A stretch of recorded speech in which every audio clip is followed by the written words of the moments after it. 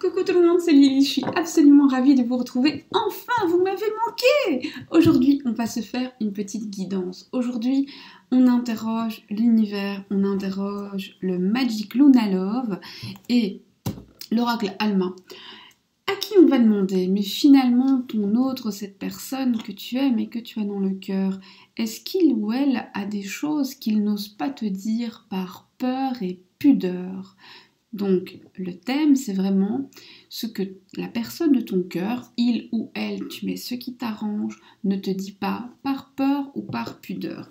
Et il va falloir faire un choix, et ce choix, je vais le représenter, tenez-vous bien, par 2 crayons à tête de petit chat. Ouais, à tête de petit chat. Je ne sais pas si vous voyez les têtes de petits chats. Voilà. 2 crayons à tête de petit chat. Un petit chat noir, un petit chat rose, enfin beige, c'est beige rosé, donc vous dites comme vous voulez, et vous choisissez votre petit chat, voilà. Alors, je fais juste une parenthèse pour vous parler du Magic Luna Love quand même, donc je vais vous montrer, il arrive chez vous, si vous souhaitez le commander, dans une boîte rigide, comme ça, d'accord ? Elle le protège super bien, donc il est emballé, il arrive dans du papier bulle, il arrive nickel.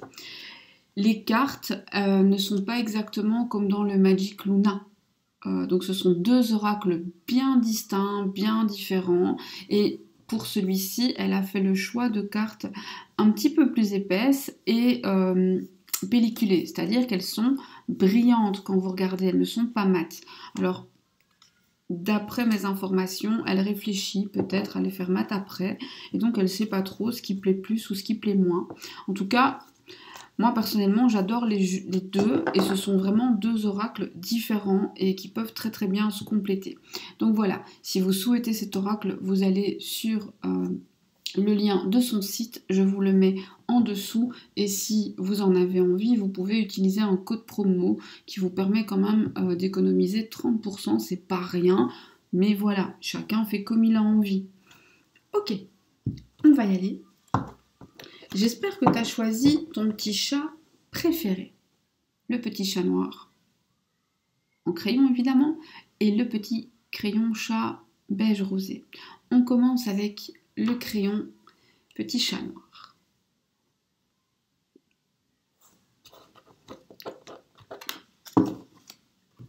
Ça, ce sera pour les questions. Le Love nous donne les infos. L'Alma nous répondra à des questions plus précises que je poserai au fur et à mesure. Si tu me connais, tu sais déjà comment je fonctionne. Si tu ne sais pas, eh bien, tu vas découvrir. On y va. Mais qu'est-ce qu'elle ne te dit pas, par peur ou par pudeur? Et sinon, dites-moi quand même comment vous allez, qu'est-ce qui se passe dans vos vies, si le printemps commence bien, etc. etc. J'ai pas pu filmer pendant un temps et vous m'avez manqué de fou. Je précise aussi pour ceux qui se posent la question que oui, je reprends les consultes. Voilà, ça c'est fait, c'est dit. Vous m'envoyez un mail. Alors pour l'instant, mon site est encore dispo, mais je pense que je vais devoir le changer bientôt. Le retravailler, donc il sera peut-être fermé pendant un temps. Alors en tout cas, ce qui est sûr ici, c'est que ce que ton autre ne dit pas, c'est qu'il en a un petit peu marre. Apparemment, il y a des choses qui stagnent et il ne veut pas, il a envie d'évoluer et d'évoluer si possible avec toi. Il a envie de faire plus d'efforts, il sait qu'il doit persévérer, il a conscience de te devoir quelque chose. Il se dit que il a l'impression, alors c'est son impression, c'est peut-être pas vrai, mais que toi, ce que tu attends de lui finalement, c'est un engagement sur le long terme. Et lui, il se dit que il veut t'offrir ça, mais que pour lui, c'est un gros effort. Et ce dont il n'ose pas te parler, c'est à quel point ça peut être compliqué pour lui de faire ces démarches-là et de t'offrir ça, alors qu'il sait très bien que c'est ce que tu attends. Ou en tout cas, si c'est pas ce que tu attends, lui, il pense que c'est ce que tu attends. Lui ou elle, toujours. Vous mettez il, vous mettez elle, ça c'est votre job, d'accord? Je parle tout le temps en il.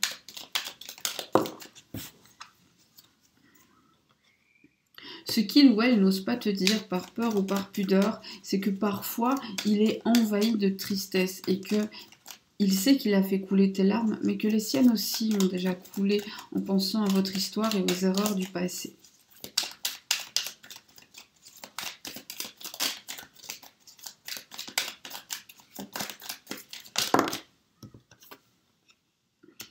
Que toutefois les larmes ont très vite été balayées par toute la joie que tu lui apportes à chaque fois qu'il est en contact avec toi ou qu'il te voit. Ce qu'il n'ose pas te dire, c'est qu'il a bien l'intention d'officialiser les choses avec toi et de mettre les points sur les i, les barres sur les t, et eh bien qu'un jour en tout cas votre histoire ne soit plus cachée, que ce soit au grand jour. Alors quand on parle d'officialiser, ça peut être officialisé de manière très concrète, hein. On va à la mairie ou à la commune ou selon le pays dans lequel vous habitez et on signe des papiers et on devient mari et femme. On se paxe, on se met cohabitants légaux, on se fiance, on annonce aux familles ou tout simplement on annonce aux amis. Ou parfois c'est aussi officialisé entre nous. Tiens, on ne sait pas trop ce qu'on est l'un pour l'autre. Est-ce qu'on est amis? Est-ce qu'on est amoureux? Est-ce qu'on est entre les deux? Eh bien c'est ce moment où on passe de oh je sais pas trop à ok c'est bon, on est ensemble, on l'assume et on va ensemble vers un meilleur lendemain. Cette personne, en tout cas, a du mal à mettre ça en mots et j'ai hâte de demander à l'Alma, mais pourquoi ça lui fait si peur? Ici, on prend juste les messages que le love veut bien nous offrir et après, évidemment, je questionnerai. Cette personne a aussi envie de te dire que pour que tout ça soit possible, il faudra des compromis. Cette personne a... D'accord. Cette personne voudrait te dire que le premier pas, c'est difficile parce que son entourage proche ou ton entourage proche ou vos deux entourages proches, eh bien, lui font un peu peur. Peur des réactions, peur que les coutumes, les habitudes, les us, peur peut-être aussi que les caractères ne se marient pas correctement et que ça puisse poser problème. Et donc, eh bien, on n'a pas très envie d'aller se mettre dans cette panade-là. Ça se comprend. Alors, est-ce que le love a encore quelque chose à nous dévoiler spontanément avant que j'interroge l'Alma?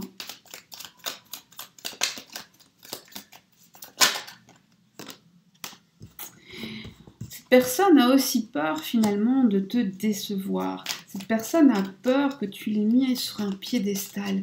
Elle se dit non mais elle me voit comme parfait ou parfaite, peu importe. Et cette personne ne se rend pas compte. Alors peut-être que vous en rendez compte, mais peut-être aussi que vous en rendez pas compte, ou tout simplement vous vous en rendez compte, mais l'autre se dit, dans la vraie vie, c'est peut-être pire. Et j'ai pas montré ça. Et il ou elle a très peur que vous disiez, ah mais en fait, t'as été hypocrite, t'as joué à un jeu, tu m'as pas montré ton vrai visage.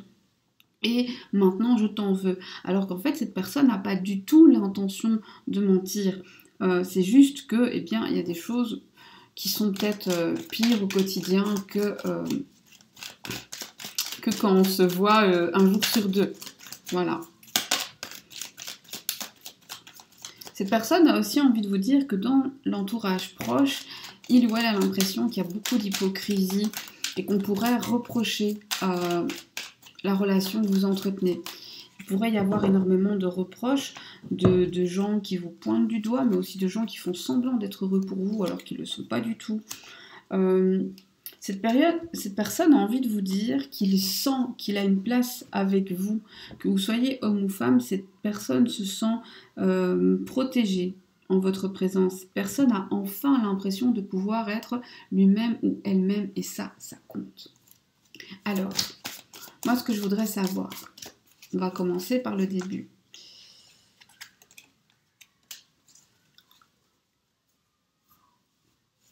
C'est pourquoi les larmes ici ont pleuré. Qu'est-ce qui a fait que cette personne a été à un certain moment aussi triste que ça dans votre relation, dans votre lien? Pourquoi cette personne a pleuré? Pourquoi cette personne? Pourquoi ta personne? Ok. En fait, cette personne a ressenti cette vague de tristesse qui a pu être accompagnée de larmes ou pas, mais parfois on pleure à l'intérieur et c'est tout aussi puissant. Eh bien, parce que il a senti beaucoup d'hostilité autour de vous. Il a eu l'impression finalement que tout était inadapté, que tout était contre vous, que tout jouait contre vous et que ce serait impossible, qu'il serait impossible de réunir vos deux vies, vos deux mondes, vos deux caractères. Et ça l'a rendu très triste. Est-ce que cette personne va faire un effort pour pouvoir vous offrir la stabilité dont vous avez besoin?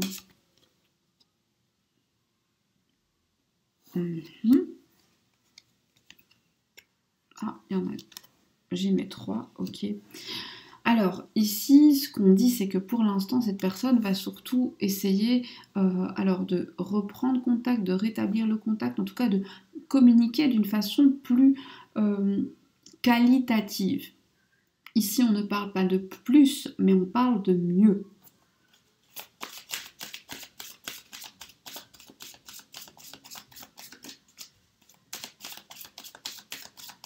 À propos de l'engagement, qu'est-ce que cette personne a peur de te dire par peur ou par pudeur?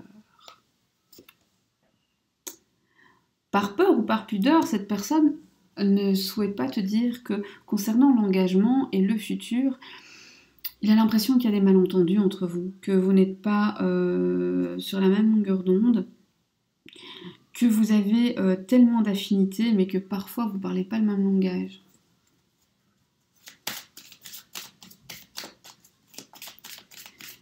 Concernant les différences qui l'effraient, pourquoi est-ce qu'il a autant peur que vos différences soient un obstacle alors qu'elles pourraient être une force? Il a peur que vos différences soient un obstacle parce qu'il est bien conscient que lui déjà traîne de très grosses dettes karmiques. Et donc il sait que de temps en temps il se prend une gifle sur le coin de l'oreille. Il a aussi l'impression d'être redevable de quelque chose envers des membres de sa famille, envers des gens, il se sent redevable, tout simplement. Et donc, il se dit, mais je ne suis pas en parfaite sécurité parce que si ces personnes exigent quelque chose de moi, eh bien dire non, ça va être compliqué. Et comme il y a des différences, ces personnes vont forcément à un moment mettre leur grain de sel là où ce sera compliqué, forcément se mêler à un moment de quelque chose qui ne les regardait pas et malheureusement peut-être mettre les pieds dans le plat. Est-ce que c'est cette personne qui va faire le premier pas pour... alors on parlait de parler plus, de parler mieux, de mettre de la qualité dans la communication, mais est-ce que cette personne va faire le premier pas afin justement de mieux communiquer ou de recommuniquer? Est-ce que c'est votre personne qui fera le premier pas? Oui, mais par contre pas tout de suite parce que cette personne est extrêmement anxieuse à l'idée de devoir parler, de devoir mettre carte sur table. En fait, ici, on a quelqu'un qui se dit, cette fois-ci, jouer du violon, ça va plus suffire. Cette fois-ci, il va falloir que je sois beaucoup plus honnête, sincère, vrai. Et à cet égard, eh bien, là, il y a de la peur. Ça, c'est de la vraie peur, la peur un peu primale, celle qui prend aux tripes. C'est, je vais devoir me mettre tout nu, enfin... Je vais devoir mettre mes sentiments tout nus, je vais devoir mettre mes envies et mes projets tout nus et dire vraiment ce que je veux, ce que je ne veux pas. Parce que là, c'est fini de tergiverser, de tourner autour du pot. Et ça fait très peur. Pourquoi est-ce que cette personne a peur de te décevoir? Pourquoi est-ce que cette personne a peur de te décevoir? Alors, c'est peut-être basique, ça se trouve, il ronfle comme un camion. Hein. Il ou elle, d'ailleurs, les femmes ronflent aussi. Eh bien, en fait, c'est quelqu'un qui, de manière générale, ce qui peut te décevoir chez cette personne, il y a deux choses. La première, c'est une difficulté à communiquer de manière efficace, efficiente. Là où il pense être clair, parfois il est juste brutal. Là où il pense être délicat, parfois il tourne juste autour du pot. Résultat, eh bien, un tas de malentendus, les malentendus qu'on avait ici, bien maintenant on sait pourquoi. Mais aussi, attention, c'est quelqu'un qui fait beaucoup trop attention à ce que Pierre, Paul et Jacques vont pouvoir dire de lui. Le qu'en dira-t-on, c'est très important. Les gossips, Mister Papotage, c'est lui. Et les pia-pia-pia, ça lui fait très peur. Et ça, il pense que ça va t'agacer. Il pense que ça va t'énerver.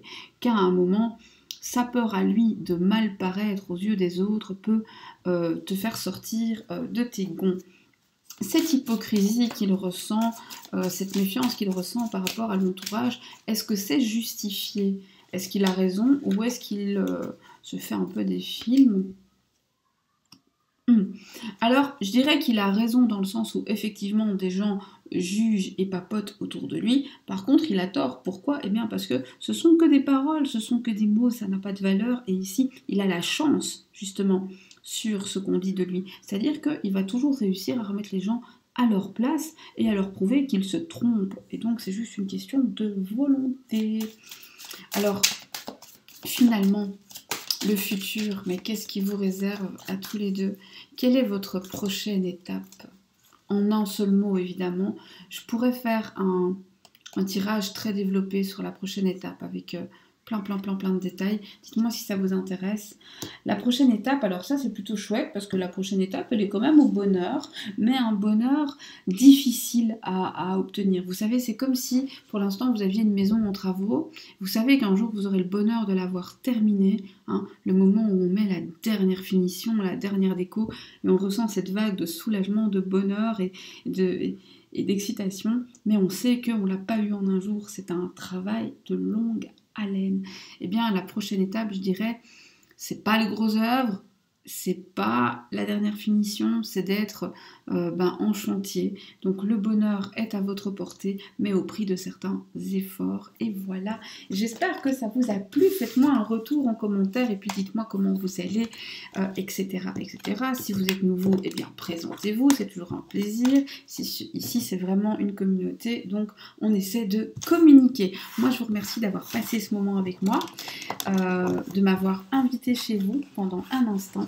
Et je vous dis à très vite. Je vous fais des bisous. Coucou à toi qui as choisi le deuxième crayon chat, celui qui est beige doré. Alors, avec le Magic Luna Love, oh là là, le Magic Luna Love que tu peux acheter, le lien est ici en barre d'infos si tu le souhaites. Si tu le souhaites pas, tu n'es pas du tout obligé d'aimer les oracles. Je précise, hein, pour ceux qui connaissent le premier Magic Luna, c'est un oracle tout à fait différent. Chaque carte est différente. Et ici, ce sont des cartes qui sont pas mates, elles sont brillantes, hein, donc vous ne vous trompez pas, voilà. Maintenant, je les aime tous les deux tout pareil, et ils sont riches de sens, et je ne les utilise pas pour la même chose, car ce sont vraiment deux outils très différents. Aujourd'hui donc, on va demander au guide, à l'univers, à l'oracle, de nous dire ce que ton autre ne dit pas ou ne fait pas, par peur ou par pudeur. Et on va demander, évidemment, tu le sais, tu me connais maintenant, ou si tu ne me connais pas, tu me découvres, eh bien, j'irai toujours demander des précisions. Donc d'abord, on prend le message, on reçoit, et ensuite, eh bien, j'ajoute des questions de précision, et on y va avec le Magic Luna Love. Alors ça, c'est marrant, parce que c'est la première carte qui est tombée dans le premier jeu aussi. Donc ici, on te dit que cette personne, je ne sais pas où vous en êtes dans votre relation, mais en tout cas, il veut que ça bouge, il veut que ça avance. Alors, il ou elle, tu changes à ta sauce. Moi, je parle toujours en il. Et si c'est une elle, eh bien, tu changeras au fur et à mesure. Donc, ta personne veut en tout cas bouger, avancer, veut que sa vie change et voudrait le faire avec toi, de préférence. Cette personne va te proposer, a très envie de te voir et de faire des choses en duo. Et alors, excuse-moi, mais en duo, il ne veut pas que faire du shopping et des balades. Il y a aussi des moments très torrides, on a un manque charnel. Donc cette personne, clairement, a envie que votre relation évolue, que vous partagiez des moments de la vie de tous les jours, mais aussi beaucoup plus d'intimité. Alors, si vous en partagez déjà, eh bien, cette personne en veut plus. Et si tu as l'impression que c'est beaucoup, eh bien, sache que pour la personne, ce n'est pas assez. Et que ça ne te force pas à en donner plus. Tu dois juste savoir être au fait de ce désir, mais ça ne te force à rien. J'insiste infiniment. C'est pas parce que la personne est en manque que vous devez faire des choses que vous ne voulez pas faire. on a toujours le droit de dire non, mais par contre, c'est le moment d'en discuter.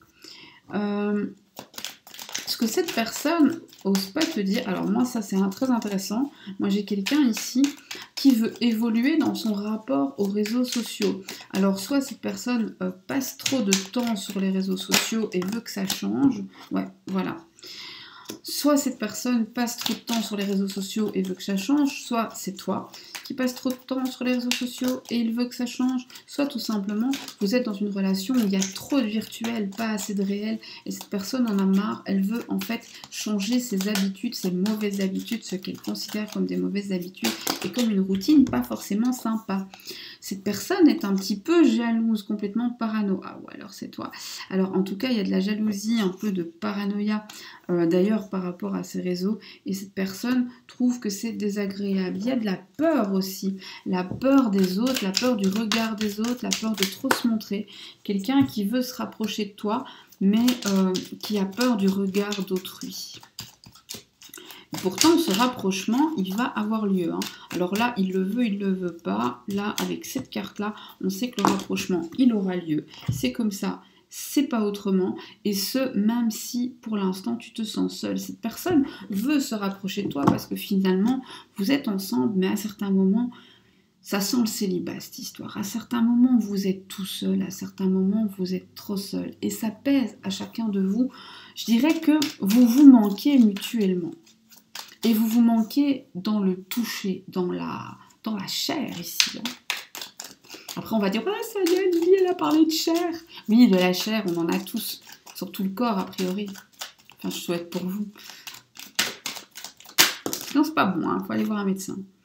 Et cette personne a aussi envie de protéger votre relation. Cette personne sait qu'être ensemble, ça implique des retombées, pour l'un, pour l'autre ou pour les deux. Et il voudrait t'en protéger. C'est pour ça qu'il sait qu'il faut vous rapprocher, il faut assumer, mais il faut être discret. C'est un petit peu le partisan du vivons heureux, vivons cachés. Sauf que cette personne sait que ça te blesse. J'ai hâte, parce qu'ici je reçois simplement les messages qu'on m'envoie et après j'irai poser les questions de savoir le pourquoi, le comment. Cette personne n'ose pas faire ou dire des choses par peur ou par pudeur.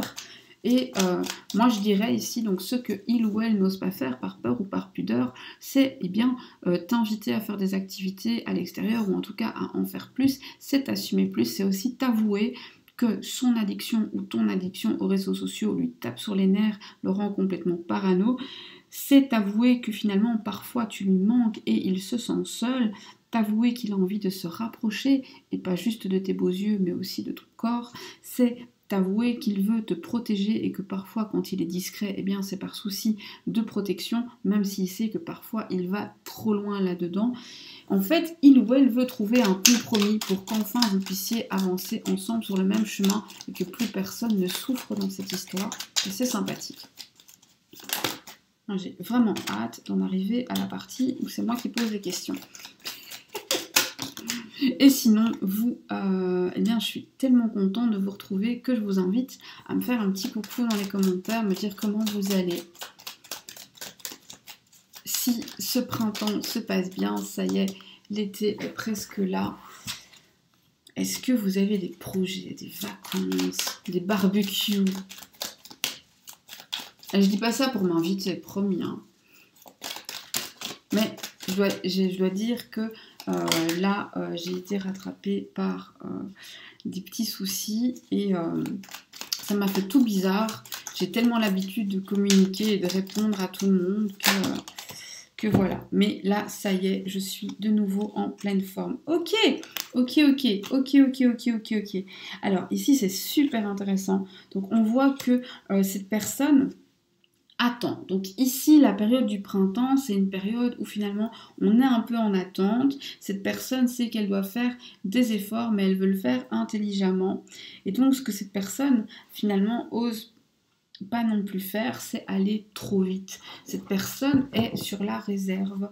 Mais maintenant est venue l'heure des pourquoi. Parce que moi, je comprends pas bien. Il y a l'air d'avoir de l'amour, du désir.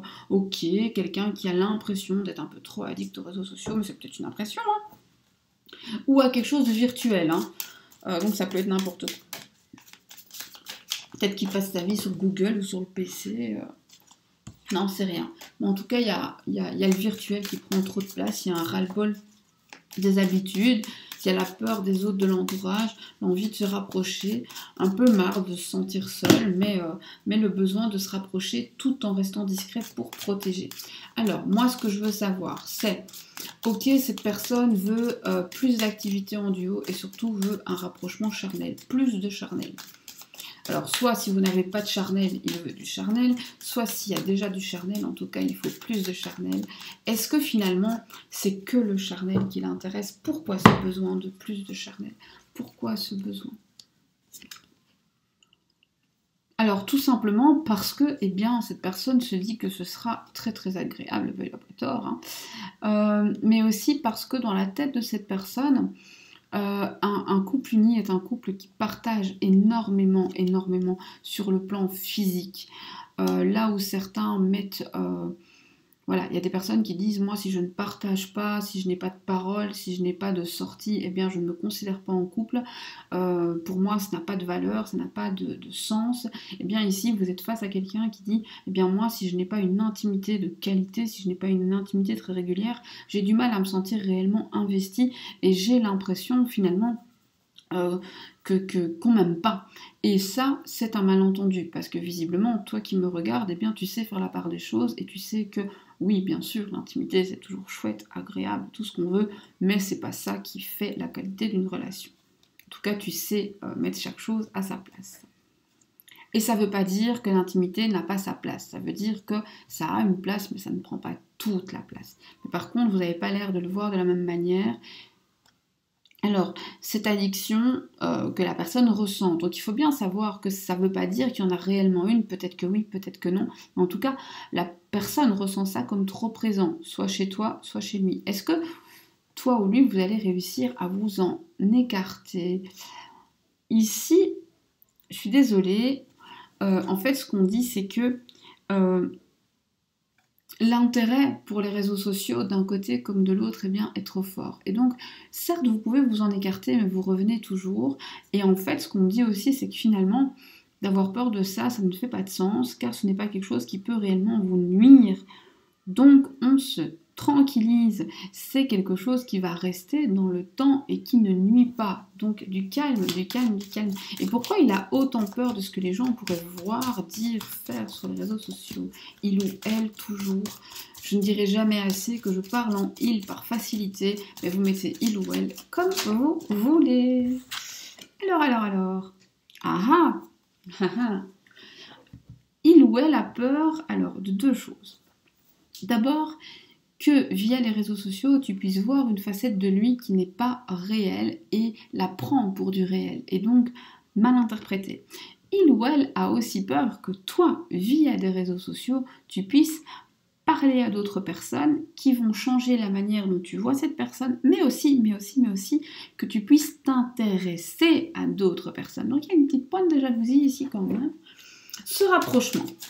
Alors ce rapprochement, est-ce qu'il aura lieu? Parce qu'avoir envie de rapprochement et avoir peur de te le dire tout net, c'est une chose.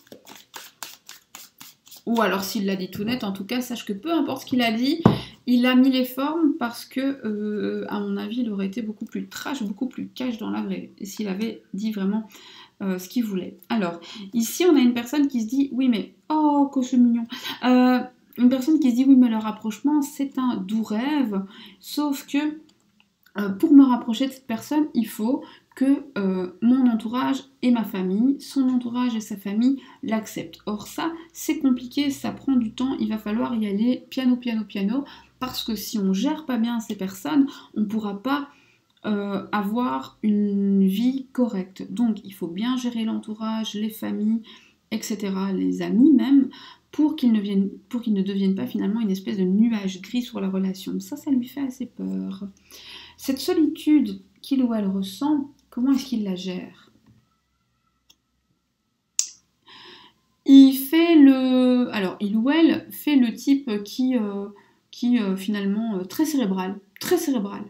Je sais que c'est là, je sais que c'est dur, mais t'inquiète, je gère, j'ai la situation bien en main.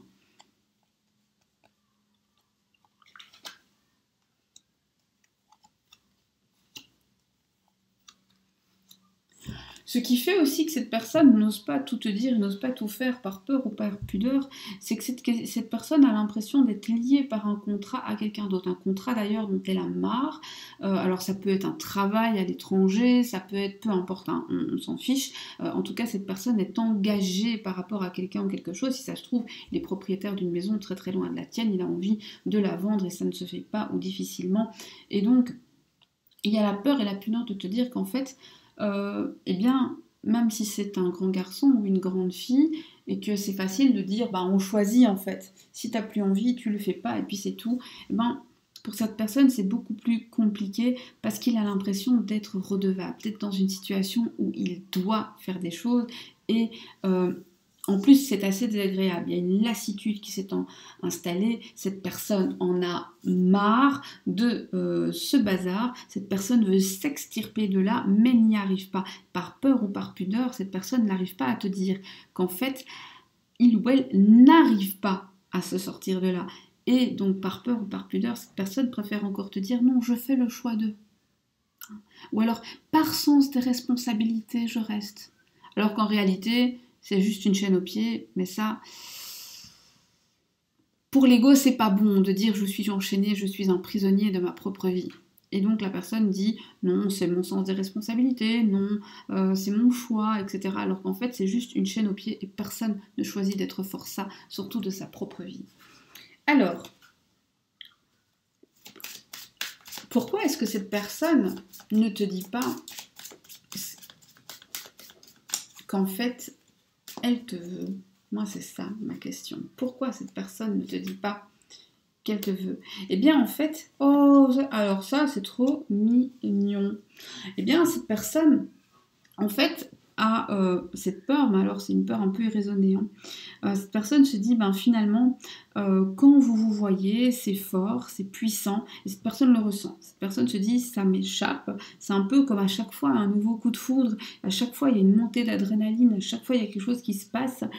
Et si le quotidien venait éteindre ça? Et si on fichait tout en l'air? Et si je foutais tout en l'air en allant plus loin? Et donc, cette peur-là fait que cette personne se dit, bah en fait, moi pour l'instant, je parle bien de l'autre personne, je parle pas de toi qui me regarde, moi pour l'instant, je trouve ça tellement génial de se retrouver, d'avoir cette excitation, d'avoir tout ce maelstrom de sentiments-là que j'ai pas très très envie en fait de gâcher ça peut-être. Alors, bien conscient que ça pourrait être mieux, la peur du pire l'emporte. Et c'est là que sont ces peurs. Eh bien, il va falloir calmer cette personne gentiment, tendrement, et lui montrer que non, ce ne sera pas pire, ce ne sera que mieux. Et petit à petit, cette personne va comprendre et ça va très bien se passer. Moi, j'ai été ravie de te retrouver, ça faisait très longtemps, ça faisait trop longtemps, ce fut un plaisir et bien entendu cette fois je suis revenue et je suis revenue pour de bon. Donc là ça y est, je suis en pleine forme, j'ai encore un tout petit peu de soucis, je dois prendre des médicaments mais c'est un détail. Je suis revenue, je suis là, on reprend nos bonnes habitudes. Je te remercie d'avoir partagé un moment avec moi et surtout je te remercie d'avoir partager des énergies avec moi, de m'avoir invité chez toi pendant quelques instants et d'avoir été là. Je te remercie aussi d'être partie intégrante de cette communauté, de cette chaîne, de la faire vivre et de la faire aller de l'avant. Je te dis